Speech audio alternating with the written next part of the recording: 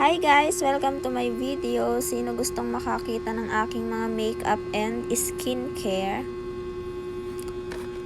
Unahin natin yung sa aking hair serum. Ito yung ginagamit ko. Ayan, maganda siya. 10-in-1 hair cream serum. Ayan.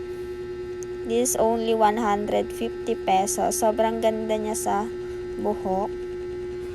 And ang aking sunscreen, walang iba kundi ang Fairy Skin. Ayan. And another sunscreen, Fairy Skin again. Ayan yung tinted nila. Sobrang ganda na to guys. Lightweight siya and walang white cast. Ayan, Fairy Skin baby talaga ako. And then meron ako dito primer.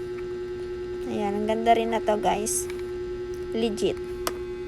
And then, meron akong Bay Free Thickening Eyebrow Gel Mascara. Ang ganda rin na to guys. Legit din. And then, meron akong 2-in-1. Meron na siyang mascara and then liner.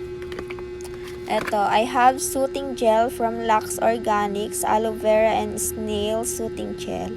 Ayan, nakaka-moisturize, nakaka-firm ng face, and then nakaka-brighten. Mag-invest na kayo sa mga skincare. So, ito ang aking powder from Says Lady. And another product of Says Lady, cushion in the shade number 3. And pangkilay, anong brand ba to? From O2O. Yan. Then, yung brush. Then, I have Lippy. Ayan, sobrang ganda ng shade na to, guys. May napagkitaan lang ako na to and ang ganda ng shade. So, nag-order din ako.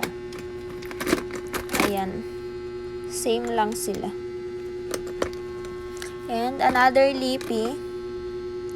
Ayan, mas gusto ko yung mga mumurahing lippy, mas ume-effect siya sa akin. Unlike sa mga Careline, maganda siya pero parang hindi basta. So, ayan, I have ointment. Lucas Papaw. And pwede rin siya sa lips. Saka sa mga kagat-kagat ng lamok. Medyo pricey nga lang. And I have blush on from Says Lady.